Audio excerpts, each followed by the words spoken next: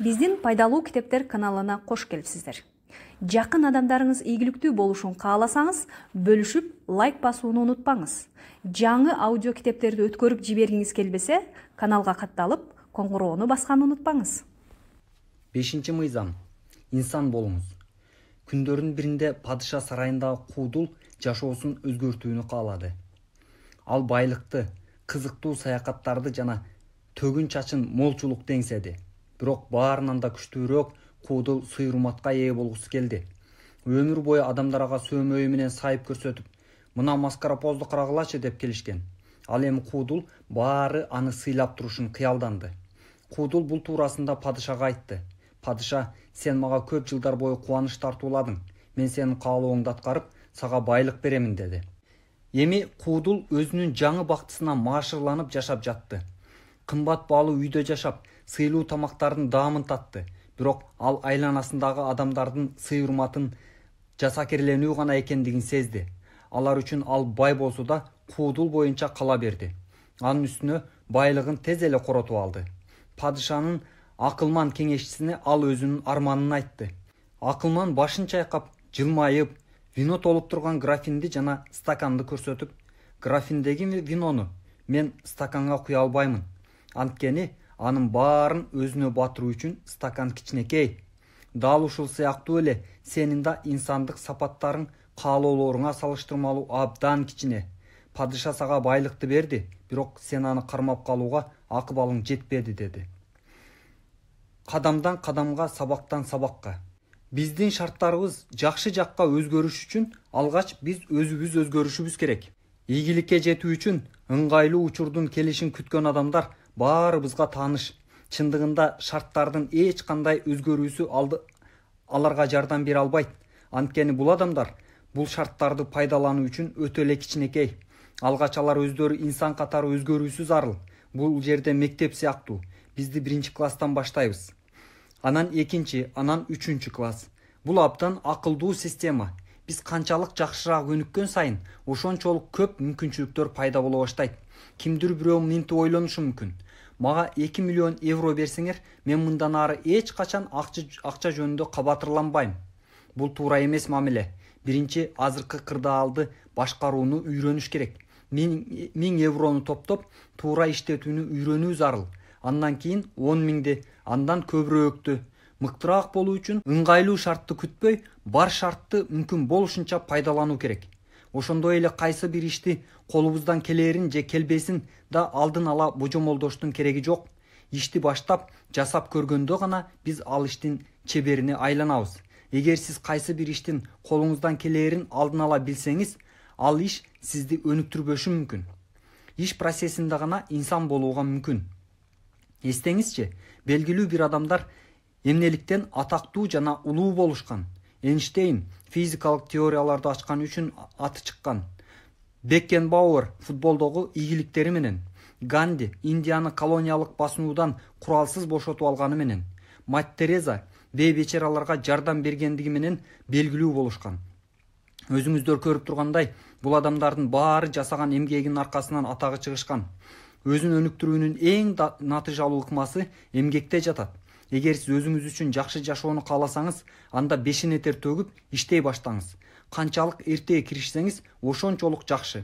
Башында баары эле оң келе бербейт, бирок андан коркпоңуз. Эң башкысы, шылкыйып, бошонуп калбаңыз. Албетте, ийгиликтер бизди байытат, бирок ийгиликсиздик бизди өстүрөт. Дыйкандын 5 сабагы. Дыйкан үрөн септи, бирок анын баары эле өнүп кеткен жок. Алардын кээ бирин чымчык жеп кетти, кээ бирин чирип калды. Ал эми дагы бир канчасы отоо чөптөр чыгарбай койду. Мындан маанилүү 5 чыйынтык чыгарууга болот. Биринчи, баардык эле үрөн өнө бербейт. Ошондуктан мүмкүн болушунча көбүрөөк үрөн чачуу керек. Бир жалгыз көчөткө үмүттөнгөн болбойт. Экинчи, душмандарга эмес, өз ишиңизге көңүл топтоңуз.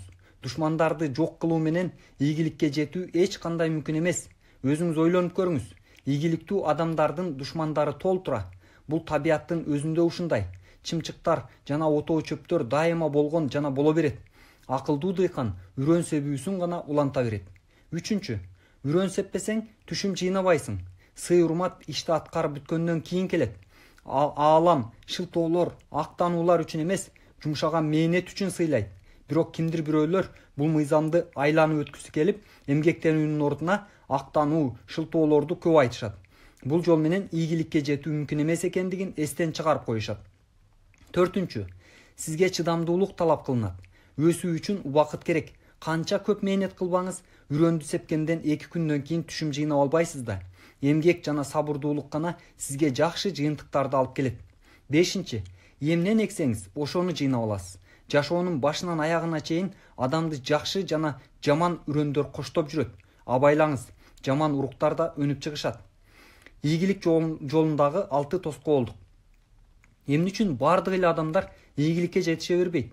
Шанс деген баарына эле берилет. Ийгиликтин жаралып жаткан учурда эле жок кылып таштаган 6 себеп бар. Дал ушул себептерден улам адамдардын баарына тегиз жашоо шартын түзүп берүүгө мүмкүн эмес. Кеп адамдардын ички дүйнөсүндө жүрүп жаткан жана сырткы таасир этүүгө мүмкүн болбогон процесстер жөнүндө жүрүп жатат. 1. Өзүн жогору көтөрүү. Жообунан суроосу көп адамдар сизге таанышпы? Гёте айткандай, абдан көп адамдар ийгиликке жетүүнү каалашат, бирок кай бири гана ошого даяр. Бир нерсени үйрөнүү үчүн окуучу болуш керек. 2. Мажүрөлүк. Көп адамдар ар кандай себептерден улам аң сезимин жаңы билимдер үчүн ачууга даяр эмес. 3. Менменсинүү, атак даңкка умтулуу. Биз өзүбүзгө өтө олуттуу мамиле кылып, айланадагылардан алаканга көтөрүп сыйлоону күтө беребиз. Күч-кубаттын баары башкалардын көз алдында татыктуу көрүнүүгө кетет да, аягында жыйынтык үчүн дал ушуга кеткен күч-кубат жетпей калат. Анын үстүнө ыгы жок менменсинүү акылдын жетишпестигинин белгиси. 4. Коркунуч. Коркунуч келечектеги мүмкүн болгон негативдүү жыйынтыктарды элестетүү. Биз өзүбүз каалабаган нерселерге ушунчалык көңүл топтоп алабыз. Акыры бул элестөөлөр реалдуулукка өтө баштайт. 5. Күдүктөнүү, сомнение. Биз бир нерсеге жеткиликтүү даяр эмеспиз деп ойлойбуз. Биз өзүбүздүн күчтүү жактарыбызга баа берүүнүн ордуна башка бирөө менен салыштыра баштаганда күдүктөнүү башталат. Өзүбүзгө болгон ишенимди мезгил менен бекемдеп туруу керек. Ал үчүн ийгилик тептерин ачыңыз да, ага бардык жетишкендиктериңизди кичинекей болсо да жазып туруңуз. 6. Өзүн күнөөлүү сезүү. Көп адамдар өзүнүн кыялындагы жашоо менен жашай алышпайт. Анткени башка өзүмчүл адамдар анын өзүн күнөөлүү сездирип, чеберчилик менен аң сезимин башкарып турушат. Бирок эгерде өз жашоосуна татыктуу максатты коюп, ага умтулса, өзүн күнөөлүү сезген жалган сезим өзүнөн өзү жок болот. Бул тоскоолдуктардын баары колуңуздагы китепте майдалап каралат. Ошентсе да, жалаң гана күжүрмөн эмгектенүүнүн өзү ийгиликтин кепилдиги боло албайт. Иштин 4 варианты. Иш жөнүндө сүйлөгөндө биз аны ыктыярсыз эле жаман жана жакшы деп бөлүп алабыз. Жакшы иш деп 3 негизги талапка жооп берген ишти түшүнөбүз. Биринчиден, бул иштен биз рахат алабыз. Экинчиден, биздин жөндөмдүүлүгүбүзгө жана шыктуулугубузга туура келет. Үчүнчүдөн, бул иш аркылуу башка адамдарга жардам берип, көп акча табууга мүмкүн. Бирок жакшы ишти да, жаман ишти да ага болгон туура жана туура эмес мамилелерге жетектелип жасоого болот. Бул жерде жогоруда аталган 6 тоскоолдук чоң роль ойнойт. Ойлонуп көрүңүзчү, сиздин учурдагы кырдаалыңыз төмөндө сүрөттөлгөндөрдүн кайсынысына туура келет? Жаман иш жана туура эмес мамиле. Мындай иштин аягы кайгылуу, жашоо маанисин жоготуп, эч кандай ырахат тартуулабайт. Жаман иш жана туура мамиле. Мындай учурда кандайдыр бир максаттарга жетишүүгө болот, бирок абдан көп убакыт жана күч талап кылынат. Анткени мындай иш көп кыйынчылыктар, ийгиликсиздиктер менен байланыштуу. Жакшы иш жана туура эмес мамиле. Мындай мамиле менен бир аз ийгиликтерге жетүүгө мүмкүн, бирок башкы максат аткарылышына күмөн бар. Жакшы иш жана туура мамиле. Ушул учурда гана кыска убакыттын ичинде каалаган максатка жетүүгө мүмкүн. Бул өтө жөнөкөйлөтүлгөн, бирок бир топ так сүрөттөөлөр өзүңдү тез арада баалоого жардам берет. Сиздин ишиңиз жакшыбы? Сиз өзүңүздүн кызыкчылыгыңызга жана жөндөмдүүлүгүңүзгө туура келген чөйрөдө эмгектенип жатасызбы? Сиз өз ишиңизге туура мамиле кыласызбы? Эгер сизге жумушуңуз же ага болгон мамиле туура келбесе, эмнени өзгөртүү керектигин ойлонуп көрүңүз. Балким 6 тоскоолдуктан арылуу керектир. Өзүн жогору баалоо, мажүрөлүк, атак даңкка ашыкча умтулуу, коркунуч, күдүктөнүү жана күнөөлүү сезүү. Көпчүлүк адамдар тагдырына наалаганды жакшы көрүшөт. Алар дайыма адилетсиздик болуп жаткандыгын бекемдешет. Бирок өздөрү ылайыксыз иш менен алектенишип, же ишке туура эмес мамиле жасашат. Бул учурда алар өздөрү сеппеген үрөндүн түшүмүн күтүшөт. Мындай адамдар табияттын мыйзамын четке кагышат. Жеңүүчүлөр шарттын жакшы жакка өзгөрүшүн күтүп, убактысын текке кетиришпейт. Алар өздөрү таасир эте албаган нерсени өзгөртүүгө күчүн кетиришпейт. Алар актануу табууга аракет кылышпайт. Ишке берилгендик менен катуу киришсе эле шарттар өзү жакшы жакка өзгөрөрүн жеңүүчүлөр билишет. Ричард Бах: ар бирибиз ичибизде билбеген чоң мрамор ташты жана аны иштеп чыгуу үчүн куралдар менен жаралабыз. Биз өмүр бою бул чоң ташты сүйрөп жүрө берсек да болот. Аны майда бөлүктөргө бөлүп, укмуштуудай соонун калыпка салсак да болот. Биз туулгандан эле бактылуу жана ийгиликтүү өмүр сүргөнгө акылуубуз. Ийгилик жолунда 6 тоскоолдуктан гана чегинбеш керек. Жалгыз гана каалоо сизди атактуу, бай, таасирдүү адам кыла албайт. Биздин инсандыгыбыз бул биз өзүбүз жараткан зат. Күжүрмөн, максаттуу эмгекти эч нерсе алмаштыра албайт. Жеңүүчүлөр өздөрүнүн жөндөмдүүлүктөрү гана аларга жашоодо татыктуу орун таап бере аларын билишет. Практикалык көнүгүүлөр. Мен күчтүү инсан болууну каалагандыктан өнүгүшүм керек. Ал үчүн төмөндөгүлөрдү кылуум зарыл. Биринчи, өз ишимди мага ийгилик алып келген жана мен ийгиликтүү кыла алган нерсе катары карайм. Ошондуктан мен жан дилим менен берилип, бүт күчүм менен иштейм. Өз эмгегим аркылуу татыктуу инсан болуу үчүн бар аракетимди жумшайм. Экинчи, мен өз каталарымды кайталабай, алардан сабак алам. Ошондуктан таанып билүү күндөлүгүн ачам. Ага өзүмдүн жана башкалардын катачылыктарынан алган сабактарымдын баарын жазам. Үчүнчү, өзүмдүн инсандык өсүүмө жардам берген адабияттарды окуйм. Телевизор көрүүнү жакшы китеп окууга алмаштырып, күнүнө жок дегенде 1 саат окуганга убада берем. Төртүнчү, ийгилик жолунда көңүл калуулар болушун билем. Мындай учурда шылкыйып калбайм. Ишти андан ары улантууга өзүм гана дем бере алам. Мен каалаган максатыма жетсем, ким утат деген суроого жооп берем. Бешинчи, ийгилик күндөлүгүмө бүгүн өзүм жакшы жасаган 5 нерсени киргизем. Алтынчы мыйзам.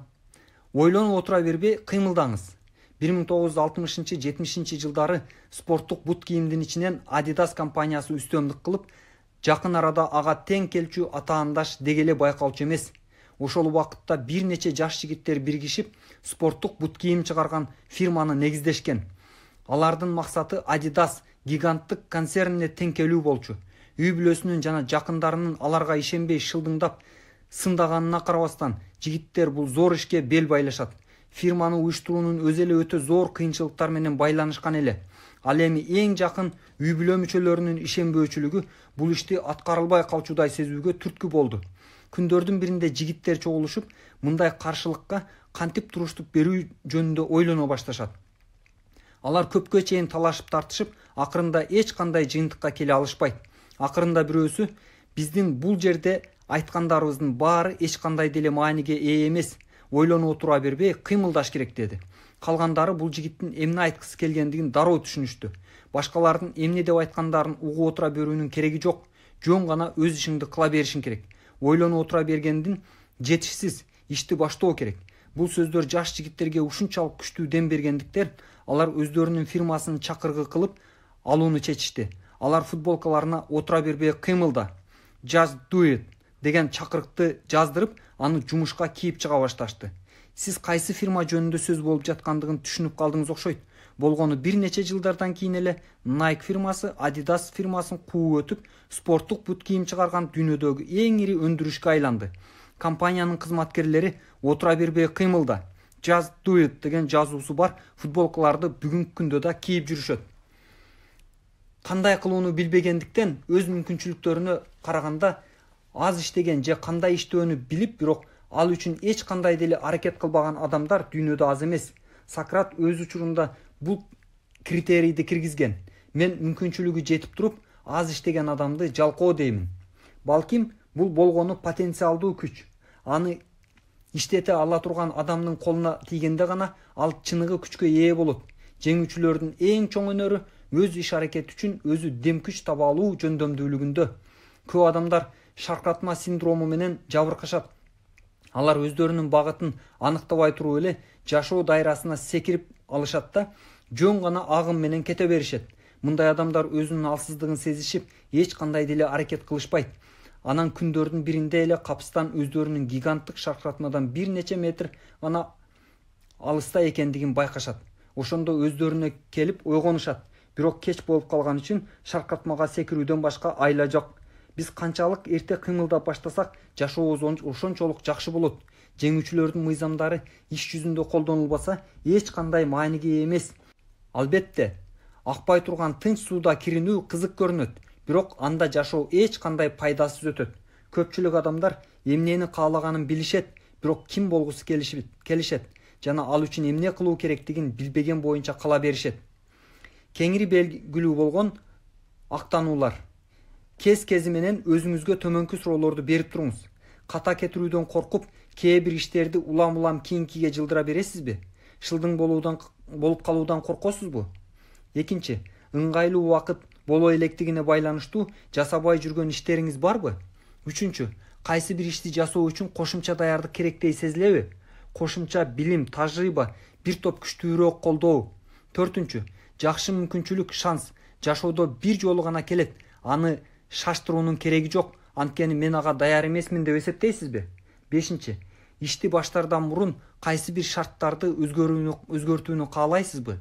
Алтынчы, сиздин кыялдарыңыз ишке ашпачудай сезилеби? Жогоруда келтирилген суроолор шылтоо болуп, сиздин аракетиңиздин жоктугуна болгон актануу эмеспи? Баа берип көрүңүз. Чындыгында көбүнчө ошондой эле болот. Бирок сиз билесиз да, иш аракетти баштоо үчүн эң ыңгайлуу убакыт бул азыркы учур. Сиз ишти баштаарыңыз менен көп көйгөйлөр жана кыйынчылыктар өзүнөн өзү жоголот. Кынтыксыз нерсе жок сыяктуу эле идеалдуу даяр рецепт да жок. Баардык тараптан ыңгайлуу келишкен убакыт да болбойт. Ошондуктан жеңүүчүлөр мүмкүн болушунча тез кыймылдашат. Баардык улуу нерсе кичинеден башталат. Баардыгы сиз башында кетирген каталыктардан куралат. Каталар бул кийинки туура кабыл ала турган чечимдердин пайдубалы жана биздин инсандыгыбыздын негизи. Катачылыктар пайдалуу. Ката кетирбегенге аракет кылып, чайнап жүрө бергенден көрө ката кетирип кыймылдап баштаган жакшы. Чоң иштер үчүн биз эч качан толугу менен даяр болбойбуз. Кыймылдап баштаганда гана зарыл болгон көп нерселерди өздөштүрөбүз.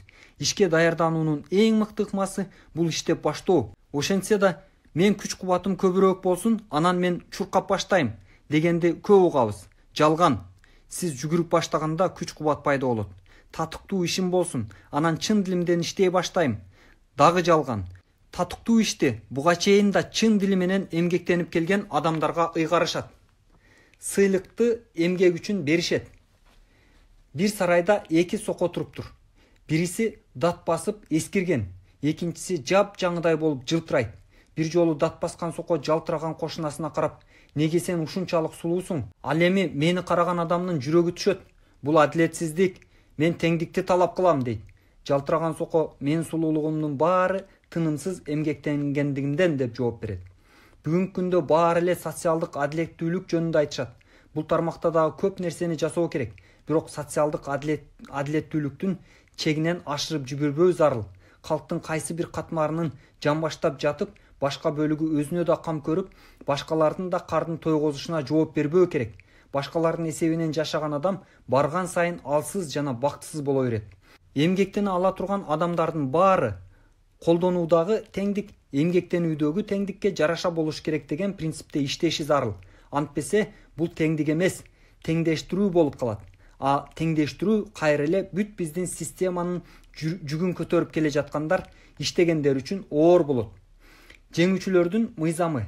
Эгер сиз бул китепти жөн гана барактап окуп койсоңуз, эч кандай жыйынтык бербейт. Кээ бир мыйзамдар улам көзүңүзгө урунуп, кай бири мээңизге бекем орнуп алса деле эч нерсени өзгөртпөйт. Сиз аларды колдонуп, иш аракет жасашыңыз керек. Күн сайын бул мыйзамдарды колдонушуңуз керек. Китептен сиздин инсандыгыңызга азыркы кырдаалдан жаңы сиз каалаган жашоого болгон көпүрө бул практикалык көнүгүүлөр. Ар күнү бирден бөлүмдү окуп, анда берилген көнүгүүлөрдү аткарыңыз.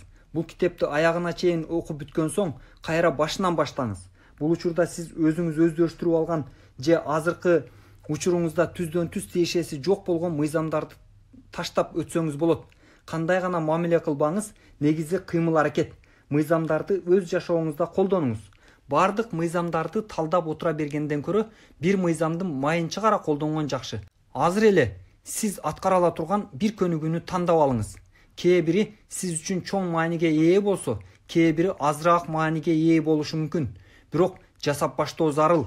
Эстеңизчи, канчалык адамдар таланттарын текке гана кетиришкен. Жеңүүчүлөр мыйзамдары таянган тажрыйба миңдеген жылдардан бери келе жатат. Бардык мезгилдин жана замандын жеңүүчүлөрү ушул мыйзамдар менен жашашкан. Бирок аларды толугу менен эч ким өздөштүрө элек. Эмне үчүн? Биринчиден, биз дайыма өсүп турабыз да. Мындан да татаалыраак маселелерге туш келебиз. Экинчиден, жеңүүчүлөр мыйзамдарын канчалык көздөштүргөн сайын дагы үйрөнө турган тармактар ошончолук көп экендигин байкайсыз. Ошондуктан кимдир бирөө мунун баарын билгендигин бекемдесе, анын өзүн өтө жогору баалагандыгынын белгиси катары түшүнүүгө болот. Ар бир адам өзүнчө окуйт. Кимдир бирөө өзү кылган иштерин жазган күндөлүк кармаса, башкасы өзүн өзү текшерүү мүмкүн болушу үчүн көнүгүүлөрдү жазуу түрүндө аткарышат. Эгер сиз ушул жол менен барсаңыз, анда жетишкен жыйынтыктарыңызды да белгилеп турушуңуз керек. Жападан жалгыз критерий жалкоо деп эсептелген адамдардын көпчүлүгү чындыгында умтулуш керек болгон максаты жок адамдар. Эгер кайсы жакка чуркоонун багытын белгисиз болсо, тезирээк чуркап не кереги бар? Сиздин ниетиңиздин олуттуулугунун билдирген бир гана критерий бар. Бул сиздин иш аракетиңиз. Эгер активдүүлүгүңүз жетишпей жатса, себептерин карап көрүңүз.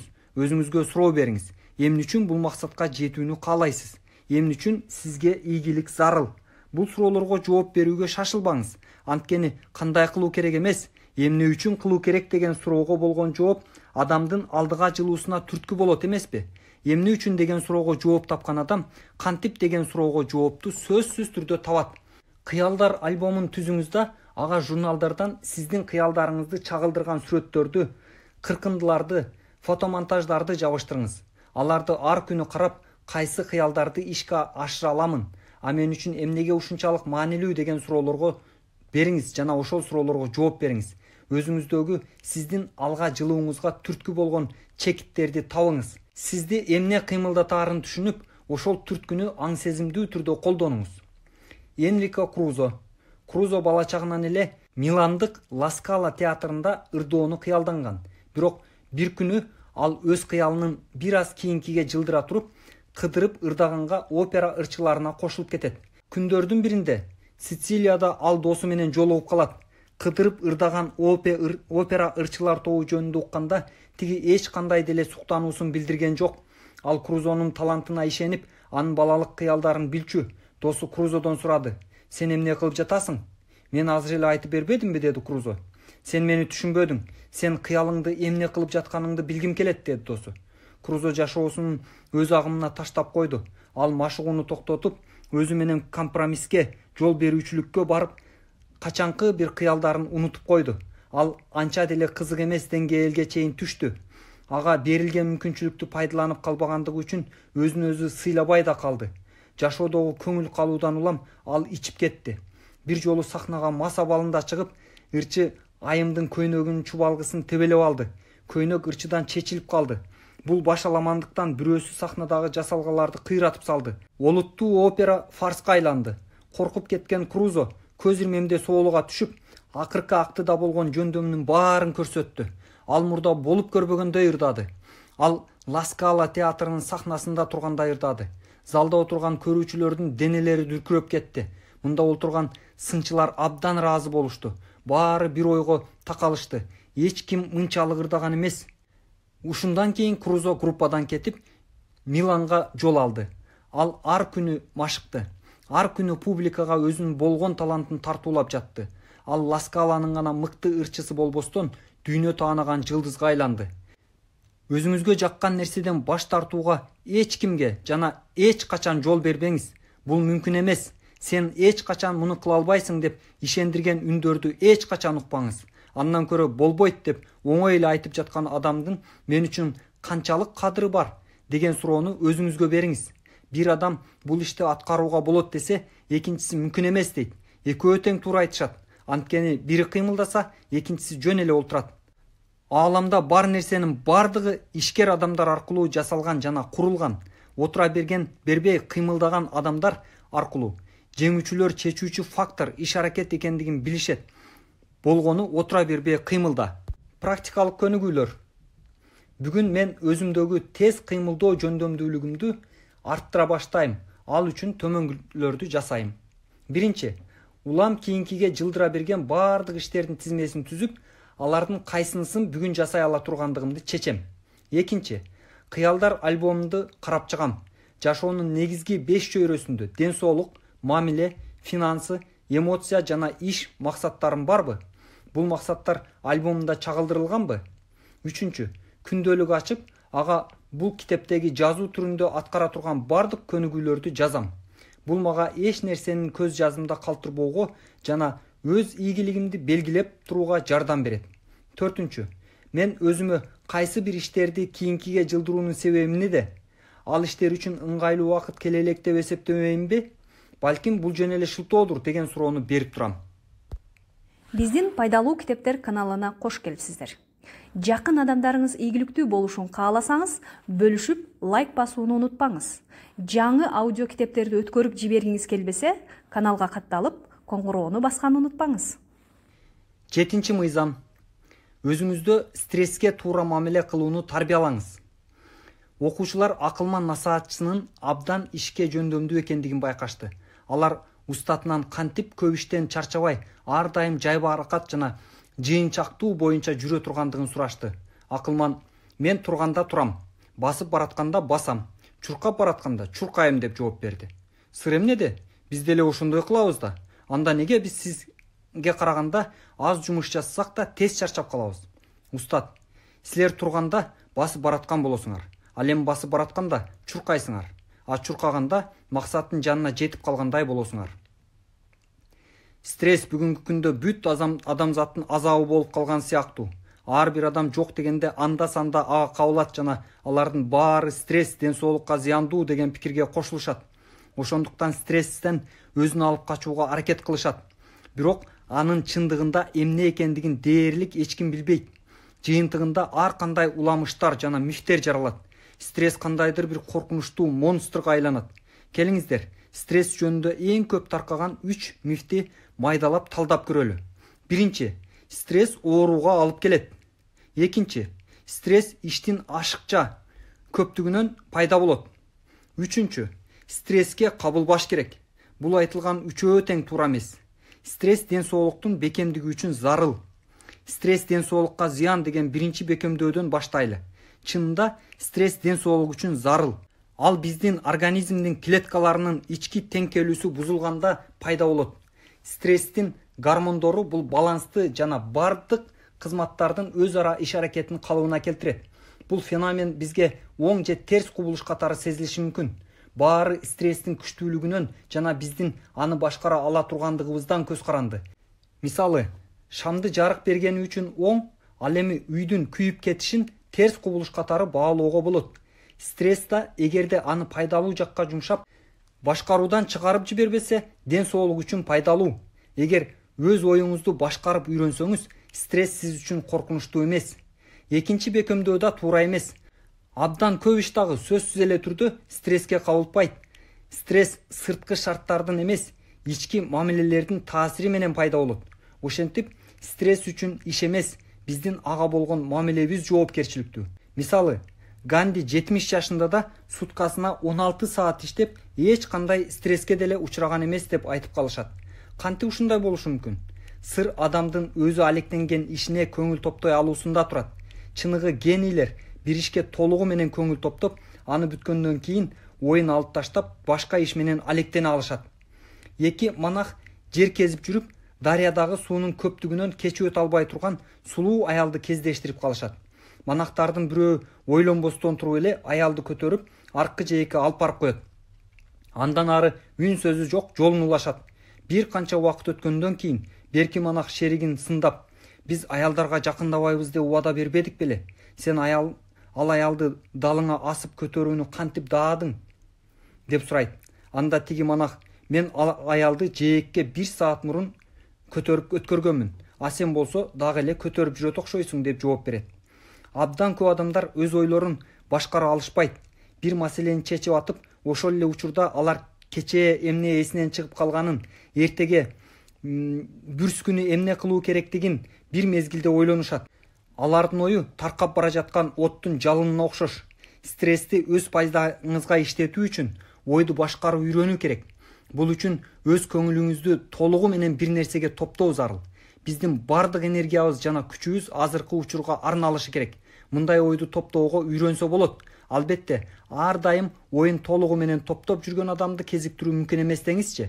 Бирок жеңүүчүлөр өздөрүндө бул жөндөмдүүлүктү дайыма жакшыртып, өнүктүрүп турат. Мүрүлөрүңүзгө жана жаагыңызга көңүл буруңуз. Стресстен мүмкүн болушунча качуу керек деген үчүнчү бекемдөө да туура эмес. Стресстен арылуу мүмкүн эмес. Муну кылууга аракет кылгандар көп өтпөй эле бардык майда баратты жүрөккө жакын кабыл алып, андан да көбүрөөк чарчаганын байкашат. Стресстен качууга аракет кылган адам карама каршы натыйжага келет. Ал андан 5 бетер стресске көп кабылып калат. Стрессиз жашоо мүмкүн эмес. Ошондуктан аны алып кетүүнү үйрөнүү керек. Өзүнүн ички үнүн көңүл коюп уккан адам стресс качан ага негативдүү таасир бере баштагандыгын сезет. Мунун эки айкын белгиси бар. Биринчиси, мүрү өдө көтөрүлүп калат. Мүрүсү кадимки абалдан жок эле дегенде 5 сантиметрге көтөрүлүп калган адамды көргөндө, аны стресстин негативдүү таасиринде экендигин байкасак болот. Экинчи белгиси, бекем тиштенген адам же бекем тиштенип калган жаак. Көбүнчө рулда көп отурган адамдарда ушундай көрүнүш байкалат. Эгерде тиштенип алганыңызды байкасаңыз, токтоңуз да бир аз эс алыңыз. Бул үчүн 5 мүнөт убакыт жетиштүү. Капталыңызга карап, мүрүңүзгө көңүл буруңуз. Ар бир дем чыгарган сайын ал төмөндөп туруш керек. Чыңалуу азайып, жаагыңыз бошонуп баратканын дароо сезесиз. Стрессти башкаруунун 24 эрежеси. Эгерде стрессти башкара алса, ал пайдалуу жана оң күч. Бул эрежелер сизге токтоолугуңузду сактап, иш жөндөмдүүлүгүңүздү жогорулатат. Эң негизги эреже, биринчи эреже. Азыркы жасап жаткан ишиңизге көңүлүңүздү толугу менен топтоңуз. Эгер тамактанып жатсаңыз, тамак ичиңиз. Китеп окубай, эч качан эки ишти бир убакта жасабаңыз. Жашоонун кубанычын сезүү үчүн өзүңүз кайсы жерде болсоңуз, оюңуз да ошол жерде болсун. Экинчи, ылдамдыкты акырындатыңыз. Иштөө үчүн өзүңүзгө ыңгайлуу болгон тездикти тандап алыңыз. Үчүнчү, жашоодогу эң негизги нерсе үчүн убакыт табыңыз. Өзүңүздүн күнүңүздү жана жумуштарыңызды пландаштырыңыз. Төртүнчү, чектен сырткары көп иштер менен өзүңүздү кыйнабаңыз. Иши өтө көп болгон адам сырткы чөйрөгө аргасыз, рефлектордук түрдө мамиле кыла баштайт. Бешинчи, башкалардын таасиринен сактанып үйрөнүңүз. Эң жагымдуу деген адамда стресске кабылтып коюшу мүмкүн. Тынчтыкты албашыңызды суранабыз деген илме ишканалардын гана эшигине ылайыктуу эмес. Алтынчы, баарына өз убагында үлгүрүү үчүн убактыңызды ашыкчасы менен бөлүштүрүңүз. Өтө шашууда стрессти чакырат. Жетинчи, атак даңкка өтө эле умтулуп, баардык жактан кынтыксыз болууга ашыкча аракет кылгандыктан сактаңыз. Сегизинчи, эгер ийгиликке жетсеңиз, кубаныңыз. Кичинекей тыныгуу жасап, ийгилигиңизди майрамдаңыз. Ыраазы болуңуз жана бактылуу болуңуз. Оң сезимдердин бийлигине толугу менен берилиңиз. Тогузунчу, ар дайым ийгилик болуп турат деп ойлобоңуз. Эсиңизде болсун. Жайдан кийин дайыма кыш келет. 10-чу, өтө эле олуттуу боло бербеңиз. Анда сиздин таарынтуу же көңүлүңүздү калтыруу кыйын болот.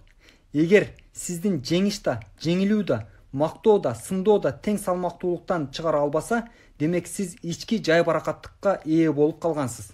11-чи, келечек жөнүндө кабатырлануу көңүлүңүздү топтоого тоскоол болуп, стресстин себеби болот.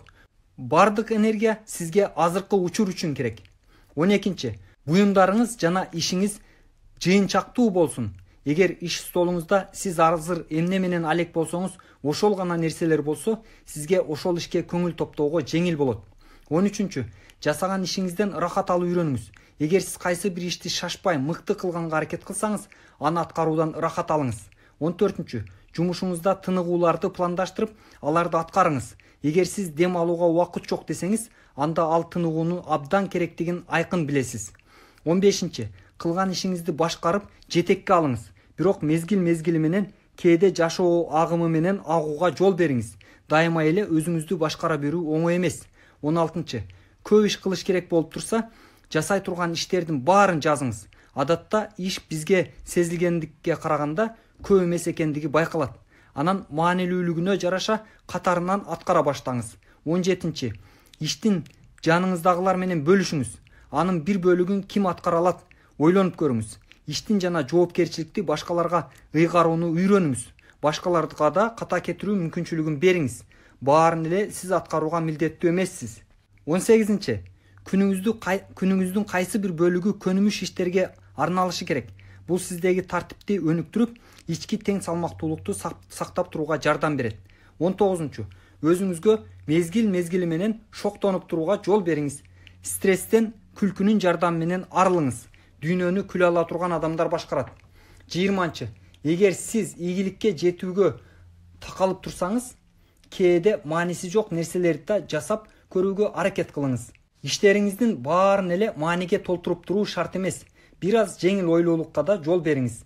21. Ар дайым жана бардык жерде баары үчүн жеткиликтүү болгонго аракет кылбаңыз. Кээ бири үчүн уюлдук телефонду өчүрүп коюунун өзү эрдик эсептелет. Балким аны мезгили менен гана жандырып турганда жакшы болмок. 22. Өзүңүздүн көңүлүңүздү өзүңүз көтөрүп үйрөнүңүз. Эс алууга, адамдар менен баарлашууга, көңүл ачууга убакыт бөлүңүз. Ден соолугуңуз жана эмоционалдык абалыңызга кам көрүңүз. 23. Кээде өзүңүз үчүн жалкоолор күнүн уюштуруп туруңуз. Качан акыркы жолу бир күн бою төшөктөн турбай ооналактап жатканыңызды эстеп көрүңүз. 24. Бардык эрежелерди дароо аткарууга аракет кылбаңыз. Бул кошумча стрессти гана алып келет. Токтоолук жана салмактуулук биздин нормалдуу абалыбыз. Чынында биздин духубуз бир ойдон экинчи ойго чегирткедей секире берүү адаты бар. Ага бизди башкартпай, биз аны башкаруубуз керек.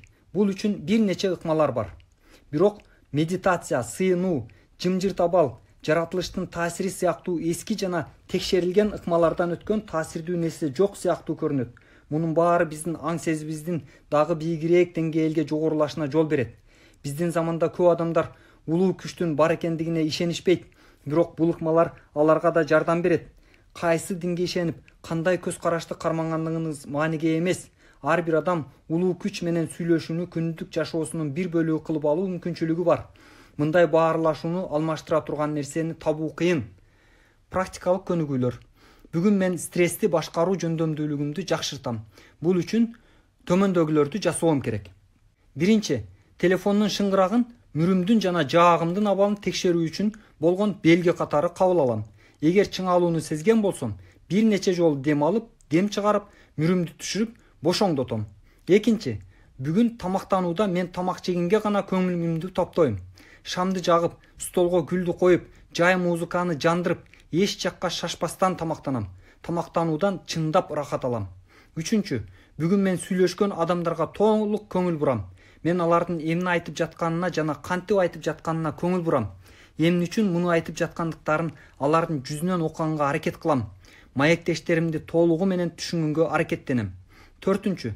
24 эреженин ичинен мен үчүн пайдалуураак болгондорун тандап алып, алардын мага көрүнүп турган жерге илип коем. Эгер мен стресстен терс таасирин сезип жаткан болсом, дароо ушул тизмеге көңүл бурам. 5.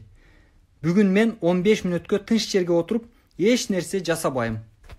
8. Мыйзам. Кыйынчылыктарды жеңип үйрөнүңүз. Уинстон Черчиллдин Англиянын дүйнөлүк согуш мезгилиндеги премьер-министри. Университеттердин бири лекция окуп берүүгө чакырганда ал 93 жашта болчу. Адамдар өздөрүнүн атактуу жердешин жана замандашын угуу үчүн алыстардан келишет. Черчилл аудиторияга кирген мезгилде анда миңдеген адамдар топтолуп калган эле. Университеттин деканы Черчиллдин учурда жашап жаткан англичандардын эң кыйыны катары тааныштырып, ал азыр өзүнүн узак жашоосунун негизги мааниси болгон нерселерди баяндап берерин айтат. Залдагылардын дүркүрөгөн кол чабуулары менен Черчилл трибунага чыгып, эч качан багынбаңыздар деп айтат. Черчиллдин жашоосу лекция бүткөнүн түшүнүү үчүн адамдарга бир нече убакыт керек болду. Бул баарына эле жага бербеди. Анткени көптөгөн адамдар Черчиллди угуу үчүн алыстан келишкен эле. Бирок эгер Черчиллдин өмүр баянына көз чаптырып көрсөк, эмне үчүн реч мынчалык кыска болгонун түшүнүүгө болот. Ким күрөшүүнү токтотсо, демек ал жеңилди. Черчилл үчүн негизгиси ушул ойду адамдарга жеткирүү болду. Биз баарыбыз катачылык кетиребиз. Мындан да коркунучтуу деле эч нерсе жок. Баарыбызда көйгөйлөр пайда болушу мүмкүн, бирок аларды чечүүгө болот. Бирок эгерде биз кыйынчылыктарга кол көтөргөн болсок, анда баары бүттү. Өзүнүн кыялын сатып койгон адам мындан ары кыялданбай калышы да мүмкүн. Эгер адам кыялданбаса, ал жашабайт. Черчилль өз учурунда узакка саясий майданда унутта калган.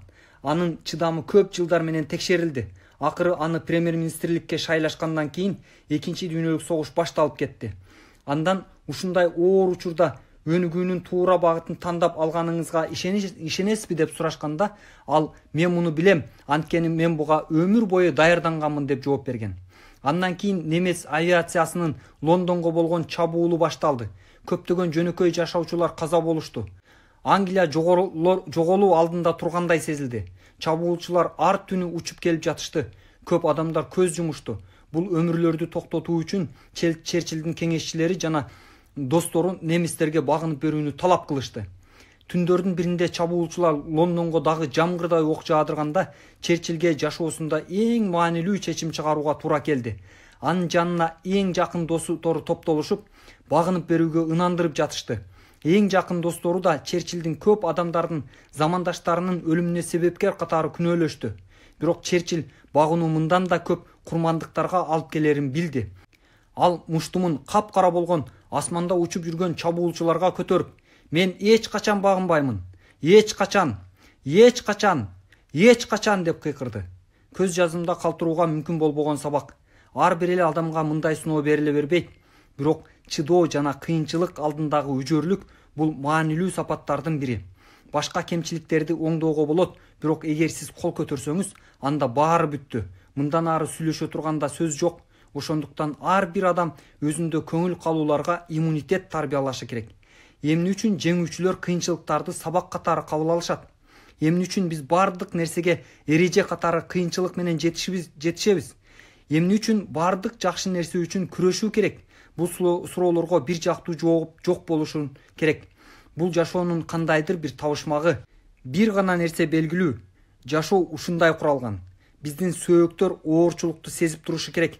Антпесе алар морт болуп калат. Астронавттар да узак убакыт салмаксыздыкта жүргөндүктөн сөөктөрү морт болуп калат. Кыйынчылыктар биздин күчтүү болушубуз үчүн керек. Бир жолу жаш бала көпөлөктүн коконунан абдан зор кыйынчылыктар менен сынып атканын көрүп калат. Көпөлөктү аяп, бала коконду ачып жардам берип коюуну чечет. Бирок аны атасы кармап калат. Анткени баланын жардамы көпөлөк үчүн өлүм болмокта. Көпөлөккө бул кыйынчылык канатын бекемдөө үчүн керек эле. Эгер мындай кыйынчылыктан өтпөсө, анын канаты алсыз болуп, уча албай калмак. Жаңы муундун балдары Американын экономикалык кереметинин болушуна салым кошкон адамдардын көпчүлүгү жаш чагында катаал экономикалык кризисти баштарынан өткөрүшкөн. Алардан кийин алар Экинчи дүйнөлүк согуштун кандуу мезгилинде жашашты. Алар кыйынчылыктарды жеңип үйрөнүштү. Бирок акырындап алар картайып, өз фирмаларындагы жетекчиликти балдарына жана кыздарына өткөрүп беришти. Ал эми бул муун такыр башка шарттарда өсүшкөн. Алар муктаждык, жокчулук дегенди билген эмес. Ата-энеси аларды өздөрү көргөн кыйынчылыктарды көрбөй, бизден жакшы жашашсын деп бардык кыйынчылыктардан калкалашкан. Мурастык фирмалардын жетекчилигине келген соң, бул балдар өздөрүн мурда кандай алып жүрсө, ошондой болушту. Алар кыйынчылыктардан да, көйгөйлөрдөн да кача башташты. Алар өздөрүнө ишенип берилген ишти аткара алышпады. Авраам Линкольн адамга өзү жасай ала турган нерсени жасап берип, жардам берүүгө мүмкүн эмес деп айткан. Жаңы тепкичке көтөрүлгөн сайын кыйынчылыктар улам олуттуу боло баштайт. Жашоо тепкичке окшош. Кээде узак убакыт бою бир тепкичтен кийинкисине чыга албай кыйналабыз да, анан капыстан эле дароо бир нече тепкичке көтөрүлүп кетебиз. Андан дагы бир топ кыйыныраак башка тепкич турганына күбө болобуз. Бул тепкичтердин ар биринде бизди чечүүчү маселелер күтүп турат. Жана анда терең маани камтылган. Алар биздин жаңы тепкичке көтөрүүгө даярдайт. Аны басып өтпөй туруп, биз кийинкисине чыга албайбыз. Өзү ушундай болуш керек. Эгер мындай болбогондо, биздин кийинки тепкичке чыгууга күчүбүз жетмек эмес. Эч ким кыйынчылыктардан качып кутулган эмес. Алар биздин бардык жерде курчап турат. Жашоодо да, иште да. Сиз адамдарды жана жаратылыш мыйзамдарын өзгөртө албайсыз. Көп нерселер сиздин башкарууңузга баш ийбейт. аларга таасир этүүгө, өзгөртүүгө болгон ар кандай аракет көңүл калууңузга алып келет. Биз өзгөртө ала турган жалгыз гана нерсе бул өзүбүз жана кыйынчылыктарды жеңүү жөндөмдүүлүгүбүз. Сиздин идеяңыз, каражатыңыз, кызматыңыз канчалык жакшы болбосун, сиз ар дайым эң мыкты жана жеңилбес болуп тура албайсыз. Сиздин идеяңызды же каражатыңызды четке каккан адамдар дайыма табылат. Кыйынчылыктар ар дайым болуп турат. Ар кандай четке кагуу жана каршы болуу сиз үчүн шылкыйып ишти таштоого шылтоо болушу да мүмкүн, же окуп өсүп өнүгүүгө мүмкүнчүлүк болушу да мүмкүн. Кыйынчылыктар же тоскоолдук же кийинки тепкичке көтөрүлүү үчүн машыгуу болушу мүмкүн. Тандоо сиздин колуңузда. Кандай тандоо бар? Сиз канчалык активдүү кыймылдап алдыга жылган сайын чечүү керек болгон маселелер ошончолук көп жаралат. Кимдир бирөөлөр кыйынчылыктан айланып качып, эч кандай кыйынчылык, көңүл калуу болбогон иш издешет. Бирок мындай аракеттер кыйроого алып келет. Анткени кыйынчылык ар кандай ийгиликтин түзүүчүсү бөлүгү. Башкалары кийинки тепкичке көтөрүлсө дагы башка кыйынчылыктар пайда болоорун билип, жетип алган ордунда тура беришет. Бул учурда алар ошол ордунда туруп деле ага тиешелүү болгон кыйынчылыктарга туш келе берерин эстен чыгарып коюшат. А бул маселелер улам пайда болуп, аларга тынчтык бербейт. Биз өздөштүрбөгөн сабак кайра кайталана берет. Андан көрө бул маселени чечүүнү бир отоло үйрөнүп алып, анан башкасына өткөн жакшы эмеспи? Болжолдуу тепкичтердин мисалдары. Жеңүүчүлөргө ар тепкичте ар башка чечүүчү маселелердин бар экендиги жагат. Алар бул маселелердин улам кыйындап атканына кубанып, аны өздөрүнүн өнүгүүсүнүн далили катары кабыл алышат. Балким ушул себептен Черчилль багынбагы бала деген сөз менен чектелбестен эч качан деп кошумчалаган. Анткени ар бир деңгээлде бизди ар кандай татаалдыктагы кыйынчылыктар күтүп турганын алдын ала билген да. Сиз төмөндөгү көйгөйлөргө кезигип калышыңыз мүмкүн. Биринчи деңгээл. Сизде идея бар, бирок сиздин аны ишке ашыра аларыңызга эч ким ишенбейт. Тааныштарыңыз жана туугандарыңыз сизди акылыңызга келүүгө чакырат. Сиз өзүңүзгө көбүрөөк ишенүүнү үйрөнүшүңүз керек. Экинчи деңгээл. Сиз өз ишиңизди баштоону каалайсыз, бирок аны баштоо үчүн сизге башталгыч капитал, акча керек. Банк сизге насыя берүүдөн баш тартты. Анткени алгач сиз аларга өз ийгилигиңизди көрсөтүшүңүз керек. Ал эми ага жетүү үчүн акча керек. Сиз өз максатыңыз үчүн күрөшүүнү үйрөнүшүңүз зарыл. Үчүнчү деңгээл. Сиздин фирмаңызда иш жаман эмес, бирок чөйрөңүздүн сый урматынын ордуна сиз көрө албастыкты сезип жатасыз. Сиз жөнүндө болбогон ушактарды таркатып жатышат. Сиз жөнүндө айтылып жаткан сөздөр эч кандай мааниге ээ эмес экендигин түшүнүшүңүз керек. Төртүнчү деңгээл. Сиз убактылуу кыйынчылыктарга кабылдыңыз жана өнөктөшүңүз, спонсоруңуз, консультантыңыз менен түшүнбөстүктөр жаралды. Ага эмне себеп болгонун түшүнүүгө сизде убакыт жок. Өнөктөшүңүз сиздин иш аракетиңизди түшүнүүдөн баш тартып жатат. Сиз аны өзүңүз тарапка тартууну үйрөнүшүңүз керек. Анткени сиздер бирге болгондо күчтүүрөөксүздөр. Бешинчи деңгээл. Сиз өзүңүздүн каражатыңызды же кызматыңызды дүңүнөн сатып алуу үчүн кардар таптыңыз. Бирок алар карызын төлөбөй жатышат. Карыз өтө чоң көлөмгө жетип кетти. Сиз күтүлбөгөн нерселерге даяр болуп, алдын ала резерв түзүшүңүз керек. Алтынчы деңгээл. Сиз тездик менен ийгиликтин бирин аркасынан бирин жаратып жатасыз. Бирок ден соолугуңуз начарлай баштады. Жашоо иштеги гана ийгиликтерден турбагандыгын өздөштүрүшүңүз керек. Жашоонун башка тармактары үчүн кам көрүүгө убакыт келди. Жетинчи деңгээл. Сизге өз ишин билген мыкты ишкерлер керек. Бирок сиз аларды такыр таба албай жатасыз. Талаптарыңыздын деңгээлин бир аз төмөндөтүп, сизге ким керек экендигин так билиңиз. Жогорку класстагы аткаруучуларбы же мүмкүндүк берип көргүңүз келген өнөктөштөрбү? 8-чи деңгээл. Узак убакыттан бери ийгиликтин гана үстүндө жүргөнсүз. Анан эле баары кыйрай баштады. Сиз ийгиликтин түбөлүктүү эмес экенин түшүнүшүңүз керек. Бийикте турганда жардын да кырында болосуз. Ар бир чокудан кийин жайы көрөөн бар. Андан кийин кайра жаңы чоку башталат. 9-чу деңгээл. Сизге жашоо маңызын жоготуп бараткандай сезилип атат. Мындан ары иш аракет жасоого түрткү, дем жок. Финансылык ийгилик кыска убакытка гана жан дүйнөдөгү боштукту толуктай алат. Сиз өзүңүздү көбүрөөк тыңшап, жашооңуздун маңызы эмне экендигин түшүнүп, чөйрөңүздөгүлөргө көбүрөөк кам көрүшүңүз керек. Бул жашоо бизге үйрөткөн сабактардын кыска гана үзүндүсү. Бирин эми гана өздөштүргөндө экинчиси пайда болот. жашоо өзү ушундай. Сиздин жашооңузда кыйын учур пайда болгондо анын өнүгүшүнүн эки гана жолу бар. Же моюн сунасыз, же мындан да күчтүүрөөк болосуз.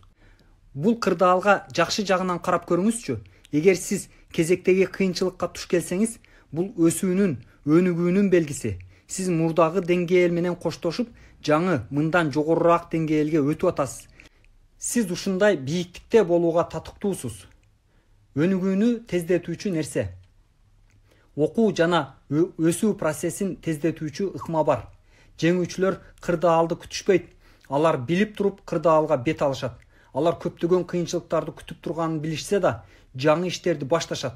Башкалар жалаң көйгөйлөрдү, ыңгайсыз кырдаалдарды көргөн жерде, жеңүүчүлөр жаңы маселелерди жана мүмкүнчүлүктөрдү көрүшөт. Сиз бул чакырыктарды колдонмо кылып алыңыз. Мен кайсы бир маселени чечерим менен дароо башкасын, андан кыйыныраагын чечүүгө киришемин. Мындан татаалыраак болгон маселени чечүү көбүрөөк көңүл калууларга чыдамкайлыкты талап кыларын билишиңиз керек. Ошондуктан кыйынчылыктарга туруштук берүү жөндөмүңүздү машыктыруу керек. Бул үчүн күчтү каяктан алуу керек? Сизди кызыктуу ачылыш күтөт. Баардык иштин башталышында жөнөкөй нерселер кыйын сезилет. Анан кийин кыйын нерселер оңой эле болуп калат. Бул жазууну үйрөнгөн сыяктуу.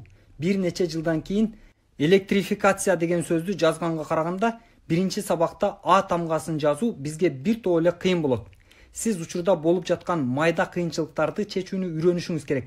Эгерде муну жасай алсаңыз, сизде чыдамкайлык жана өзөрлүк булчуңу өнүгөт да, кийинки татаал кырдаалдарда сиз элестеткенден бир топ эле жеңил болуп калат. Алга жылуудан бизди кыйынчылыктар эмес, биздин аларга болгон мамилебиз кармап турат. Эң башкы душман сыртта эмес, биздин ичибизде. Жеңүүчүлөр эч качан багынышпайт. Практикалык көнүгүүлөр. Бүгүн мен өзүмдү кыйынчылыктарды жеңүү жөндөмүндү жакшырта баштайм. Ал үчүн төмөндөгүлөрдү жасайм. Биринчи, бүгүн мен кандай болгондо да кыйынчылыкка моюн сунбайм. Багынуунун көп жолу бар экенин билем, бирок бүгүн өзүм ойлогон нерсени ишке ашыруу үчүн колуман келгенинин баарын жасайм. Экинчи, мен көйгөйлөргө болгон көз карашымды дагы бир ирет карап көрөм. Өзүмө аларга кандай мамиле кылууну мен гана чечем. Бир караганда бул көйгөйлөр мага чечилбөөчүдөй көрүнүшү мүмкүн, бирок жакшылап ойлонуп көрүп, алар аркылуу мен ийгиликке жетүүчү тепкич кура ала турганымды түшүнөм. Үчүнчү, менин кырдаалыма окшош кыйынчылыктардан өткөн жеңүүчү менен сүйлөшүп, андан кеңеш сурайм. Төртүнчү, чечип өткөн кыйынчылыктардын тизмесин түзөм. Бул менин өзүмө жана келечекке болгон ишенимимди жогорулатат. Бешинчи, мен жашоо мага үйрөткөн сабактарды жазган күндөлүк ачам. Бул мага өз катачылыгымдан сабак алганга жардам берет.